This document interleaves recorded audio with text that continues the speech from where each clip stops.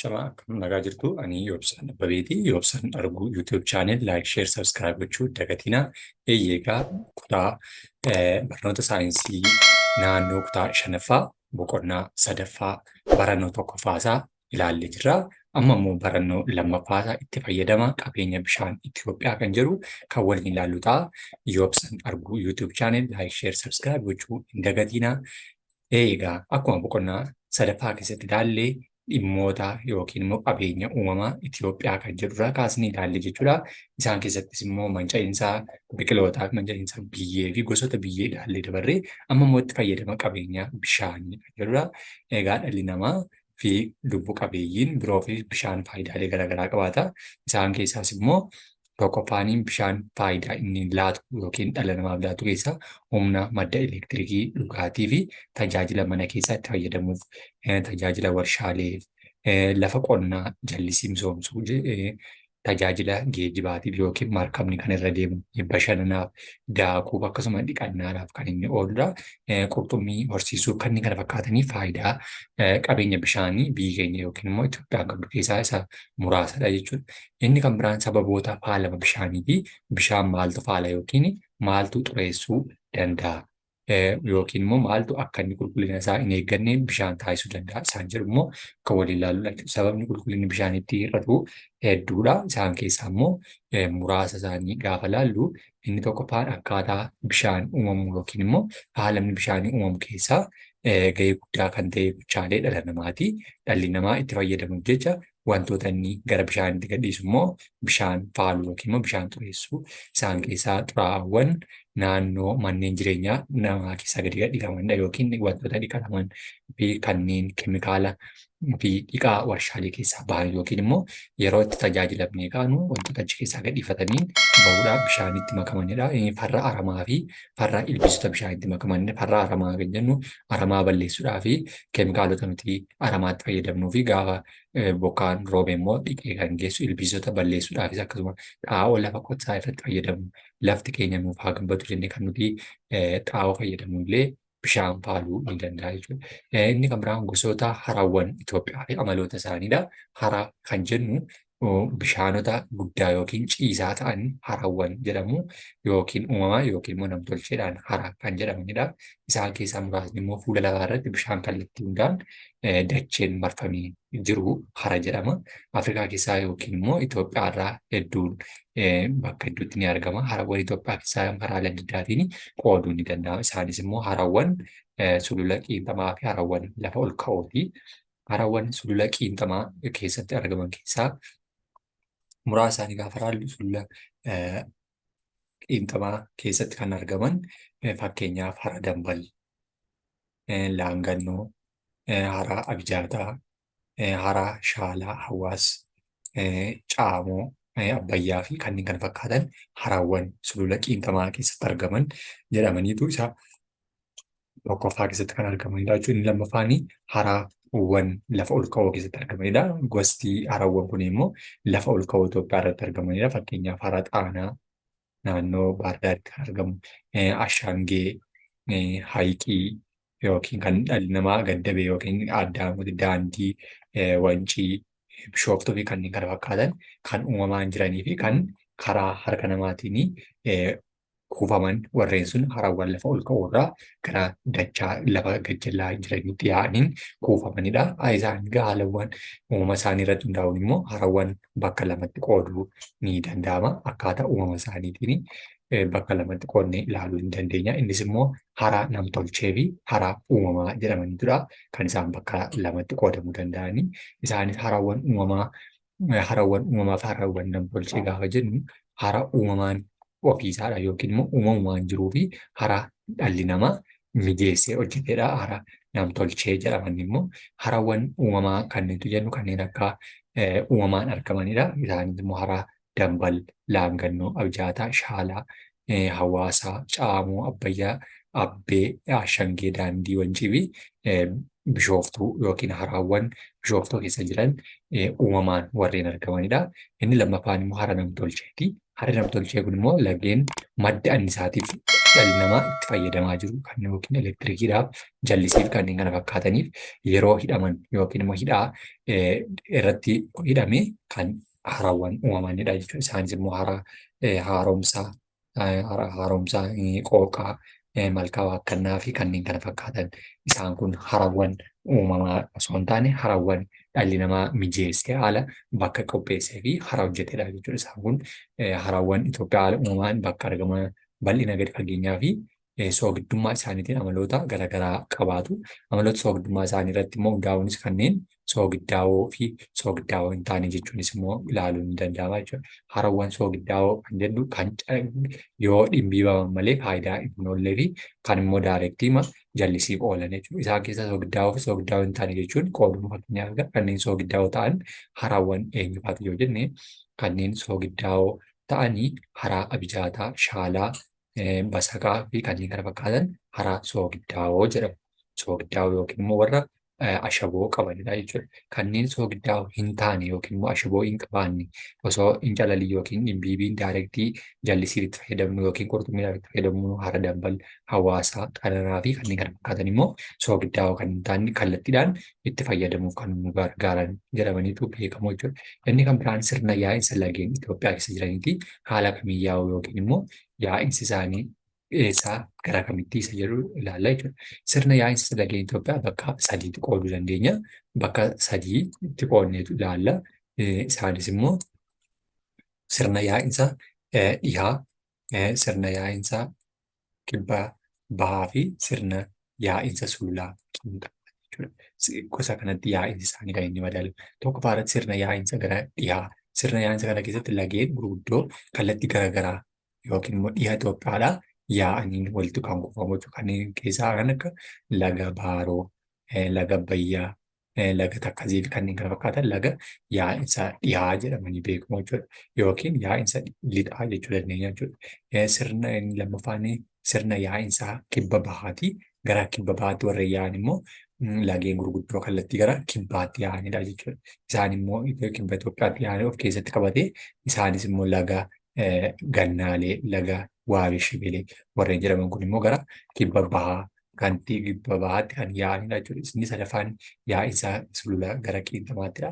Isaan kun immoo lageen beekamu laga Hawaas kan gammoojjii Tigraay gammoojjii Eertiraa keessatti cirrachaan liqimfamee hafu yookiin laga Hawaas. Lagni Hawaas yaa'insa isaa hara Abbee seenuudha kan inni daangaa Itoophiyaa fi Jibuutii irratti xumuramu kan inni achi keessatti yookiin immoo cirrachaan liqimfamee hafu seenuutiin laga Abbee yookiin daangaa Itoophiyaa fi Jibuutii gidduuttidha kan inni badu. Inni kunis immoo laga sulula yaa'insa qiinxamaa keessatti beekamu jedhamee kan beekamudha jechuudha. Isaanis haala kanaatiin kaartaa Itoophiyaa irratti tokko tokko isaanii ilaaluu ni dandeenya. Kallattii isaan keessa jiran jechuudha. Yaa'insawwan sirna yaa'insa kibba bahaatti warreen yaa'an kunooti. Sirna yaa'insa sulula qiinxamaa isa laga Hawaasammaa jechuudha. Sirna yaa'insa dhiyaatti kan yaa'an fi laga Takkasee, laga Abbayyaa fi laga Baaroo yoo warreen jedhaman warreen gara sirna yaa'insa lixaatti yaa'anidha. Warreen laga Caamoo yookiin immoo Gibeefaa immoo warreen gara laga Hawaas laga sirna sana keessatti yaa'anidha. Laga Waabii Shibilee, laga fi Gannaaleen immoo yaa'insa sirna kibbaatti kan yaa'an keessaa warreen jalqabaate jechuudha. Kun adda kanatti warreen addatti argamaniif kallattii sadan isaanii irratti kan isaan yaa'an warreen tokko tokko isaanii immoo kun adda kana kunoo sadan isaanii warreen gubbaa wajjin kompeer godhanii ilaaluu ni dandeessu jechuudha. Addanaati karra kallattii isaaniitti yaa'anii dhaqanidha jechuudha. Warreen kun sirna yaa'insa lageen Itoophiyaa kallattii sadanii kan isaan argisiisu yookiin immoo kan hubachuu dandeenya jechuudha. Inni kan biraan qabeenya albuudota Itoophiyaa keessaati. Albuudota addamattamii qabdi Itoophiyaan isa jedhudha. Albuudota isheen qabdu keessaa Itoophiyaan akkaataa qo'annoo jiyooloojiitiin mul'atu Itoophiyaan qabeenya albuudotawwan kanneen hedduutiin kan isheen badhaatee jirtu yookiin kan isheen sooretti dhaatettudha ittiin fayyadamneen malee jechuudha. Gosa adda addaatti qoodamu isaanis immoo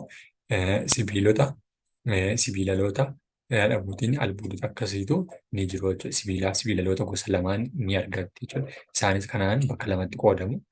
Sibiilota kanneen jedhaman albuudota kanneen akka ayiranii, warqii, kopparii warreen jedhaman kuni warreen sibiilotaa jennaani. Warreen sibiilaloota yookiin immoo sibiila hin taane caccabuu danda'an yookiin immoo sibiilarraa adda batteeffamuu kan hin dandeenye immoo kanneen akka cilee, dhagaa, salfarii fi albuudota sibiilota of keessaa qaban kan akka pootaashii warreen jedhamanii isaan kun immoo warra sibiilaloota warreen jedhaman kan keessatti argamanidha jechuudha. Akkuma albuudota kanaan kan badhaatee jirtu Itoophiyaa keessatti argamaa jechuudha.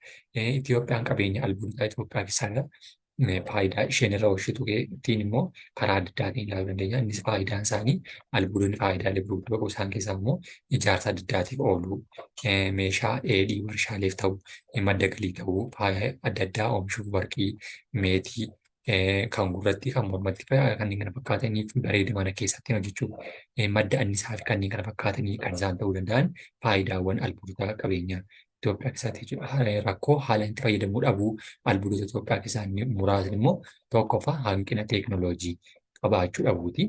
Teekinooloojiin hin jiru taanaan waan ittiin albuuda kana barbaadan arganii tokko hin jiru.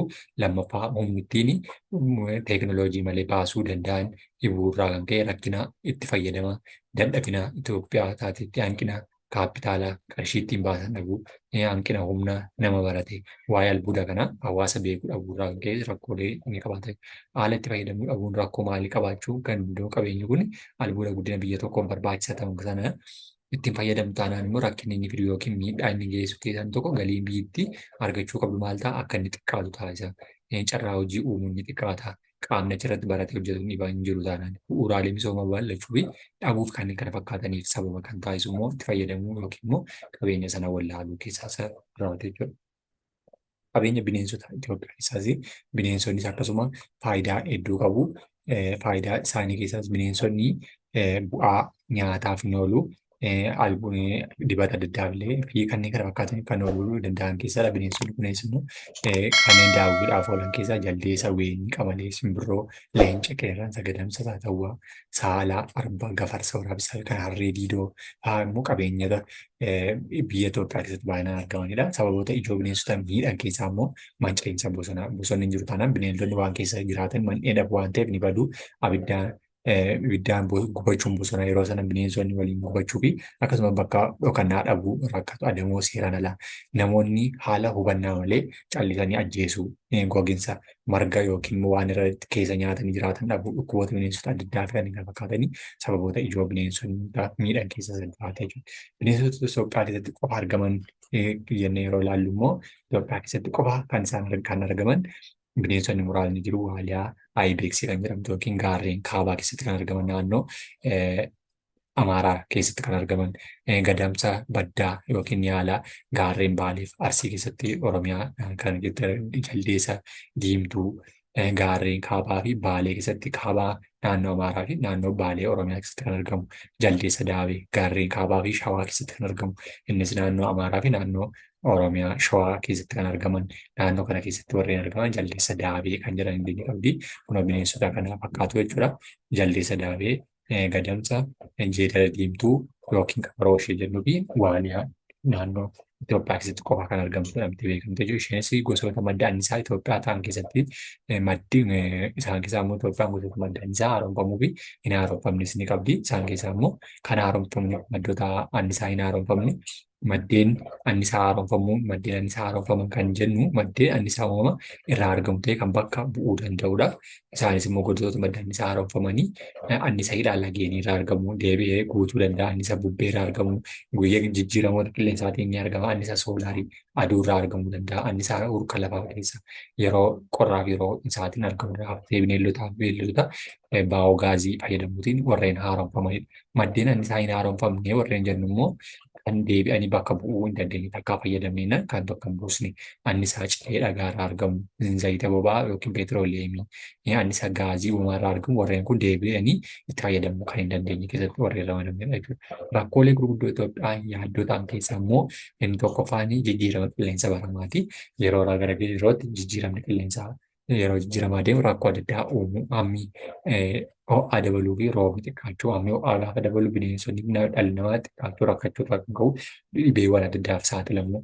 Harama biyyee lafti biqiloota baasuu dadhabuusaa, manca'iinsa bosonaa, bishaan qulqulluu baay'inaan uummatattiin wal gituu dadhabuusaa, faalama qilleensaa fi bishaaniif kanneen kana fakkaatan rakkoolee gara fuulduraatti jechuudha. Gochaawwan kunuunsa qabeenya uumamaa Itoophiyaa keessaa immoo kunuunsuu jechuun qabeenya uumamaa jechuun beekumsa qabeenya uumamaa sirna ittiin fayyadamuu danda'u, qabeenya haala kamiin akka itti fayyadamuu dandeenyu kan nu barsiisu yookiin kan nu hubachiisuu danda'u irratti xiyyeeffachuudha. Gochaawwan kunneen qabeenya uumamaa Itoophiyaa kan of keessatti hammatan kunuunsa qabeenya bishaanii, bishaaniif eeggannoo taasisuu, kunuunsa qabeenya bosona deebisanii haaromsuu, haaraa dhaabuu fi kan duraa deebisanii haaromsi akka inni dagaagu taasisuu, bineensota qabeenya bosonaa naannoo keessa jiraatan eeguu taasisuu, kunuunsa qabeenya bineensotaaf eegumsa taasisuu, kunuunsa qabeenya biyyeef godhamu taasisuu kanneen kana fakkaatan.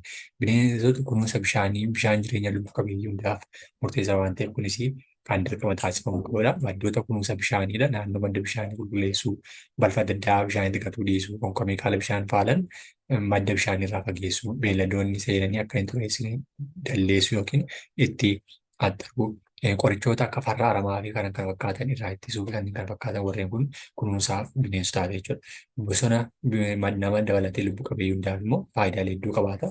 Kunuunsii fi eegumsi taasifamu illee akkasumadha jechuudha. Isaan keessaa kunuunsa bosonaaf taasifamu keessaa bosona caasuu dhiisuu, bakka mukkeen muraman deebisanii dhaabuu, bosonni ibiddaan akka hin gubanne to'annoo cimsuu, hubannoo hawaasaa dabaluu, bosonni beelladootaan akka hin miidhamne gochuun warreen kunis kunuunsaati jechuudha. Kunuunsa qilleensi naannoo yeroo lubbu qabeeyyii hundaa barbaachisaadha. Kanaaf qilleensa naannoo jireenya kunuunsuu barbaachisa.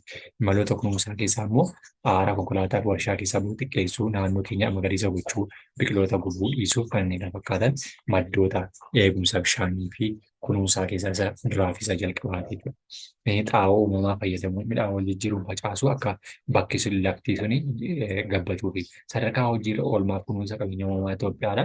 Inni kun egaa qabeenyi haala kamiin akka irra ooluu danda'u fi haala kamiin kunuunsuun akka danda'amu fi kanneen kana fakkaatan qabeenya uumamaa hin haaromneef haaroman addaan baasanii beekuun inni kun immoo haala ittiin qabeenya uumamaa yeroo hojiirra oolchinuu fi sadarkaa haala barbaachisaatti fayyadamneen kan tilmaamamudha jechuudha. Boqonnaa sadaffaan kutaa lammaffaa isaa asumarratti kan xumurru ta'a. Yoo obsan arguu YouTube channel like, share, subscribe gochuu hin dagatinaa. Galatoomaa.